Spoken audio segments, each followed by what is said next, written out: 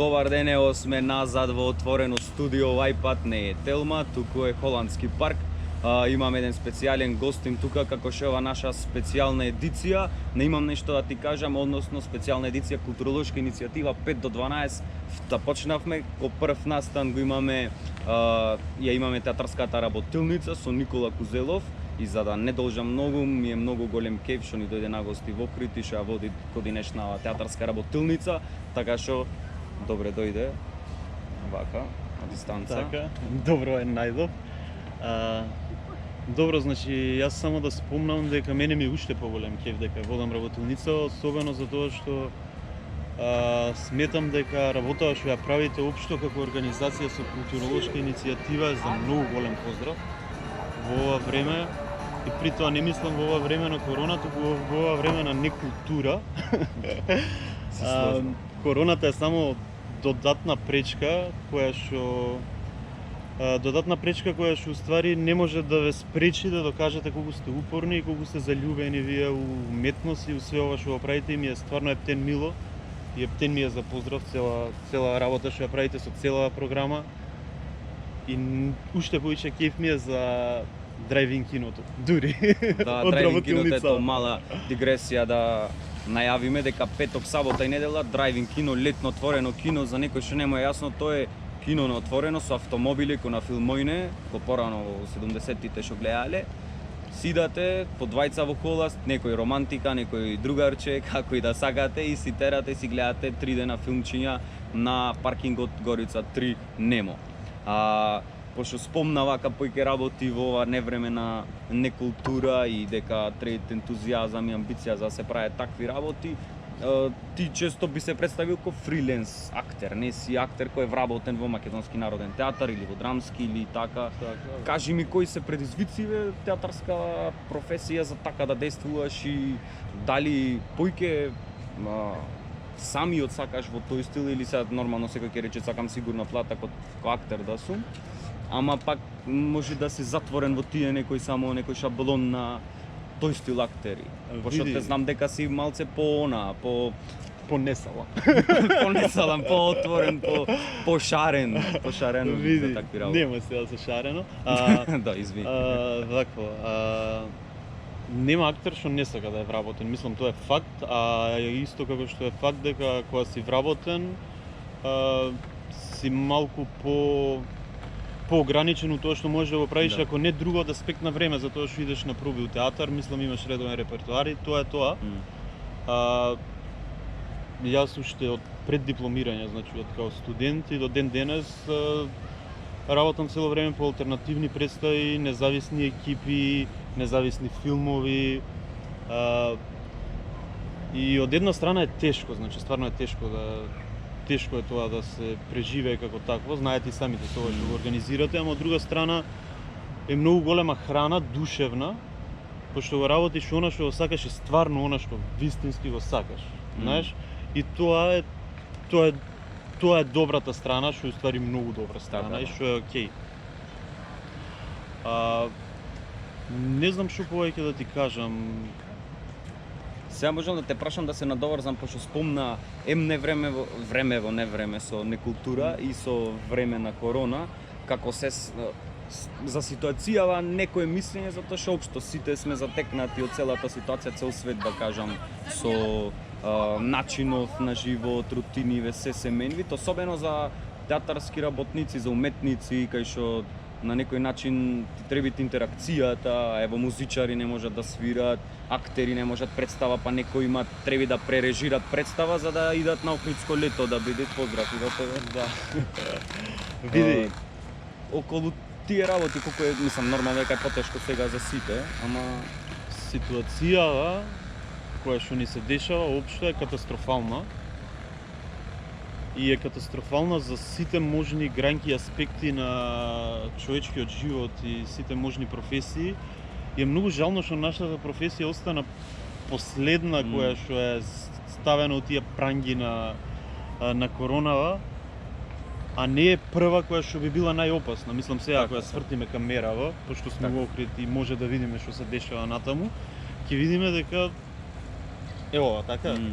дека не се почитуваат никакви мерки, дека дека луѓе лабаво се шетаат, се журкаат, се гушкаат, пијат и е цел хаос. Сега нема ќе ме избрукаш. Сега нема моментално. У моментов нема, али знаеш што доснимај за саат два па у монтажа склопи го. Со мојот глас како кажувам. Галама деца. Не, али добро, окей, сите знаеме како е и постојат држави кај што по некој шаховски систем на распределување на публика или било како, може театарот го брши, може театарот некако да опстане и е жално ако е ова уште еден обид за убиство на театарот, зашто театарот не може да се убие. Види, постојат колеги и во Македонија, надвор од Македонија, кои што прават онлайн представи, тоа е за поздрав и прават одлични представи и сето тоа е супер. Ама тој виртуелен театар не е театар, пошто театарот се случува тука и сега и пред очите на публиката. Затоа имаме филм и Така да. мислам секоја чест. Ама театарот во онаква форма како што го знаеме мора да се врати. Да, супер би било предизвик и може ќе се направи представа кај што мизансценски ќе мора да играме на 2 метри и тоа ќе биде предизвик за еден режисер и може ќе излезе дури некоја нова форма на актерска игра или некој нов концепт ради визери, па ќе даде цела нова естетика, али ќе направиш една-две представи такви. Не може да остане така за секогаш, според мене. Да. Сега би се надоврзал на, пошто спомна со неколку филмови, покрај што си актер, вака, мислам, театар и тие работи, си дипломиран како така на ФДУ. Пишеш и сценарија, значи си сценарист покрај тоа што си актер и покрај тоа, покрај студентски филмови и такви други независни филмови. Мислам и овие дека ти се независни сега што ќе ги најавиме, така имаш 2 долгометражни филма што ти се не се лажам, Јавачи на коњи и еден што допрва треба да излези, да биде премиера, те дуа Жими житите. Кога треба да излези, како треба не знам сега со ситуација дали нешто се пролонгира во постпродукција. Па да, мислам постпродукција се работи, филмот има picture log веќе затворена видеомонтажа. А јас баш пред да дојдам во Охрид гледав некоја скоро предфинална верзија. Доправа следи обработка на звук, саунд дизајн, музика, колор и се тоа. Првичниот план беше филмот да биде готов до есен практично и сега пред нова година да има премиера. Ама со оглед на тоа дека кината не се отворени, мислам онлайн премиера ние не би сакале да правиме и нема потреба да се брзат, така да следната година на летно кино во Охрид. На летно кино во Охрид. Премиера на Тедуа и тоа е сега. Ковидот малку не успори, не запре, не закочи, малку не успори.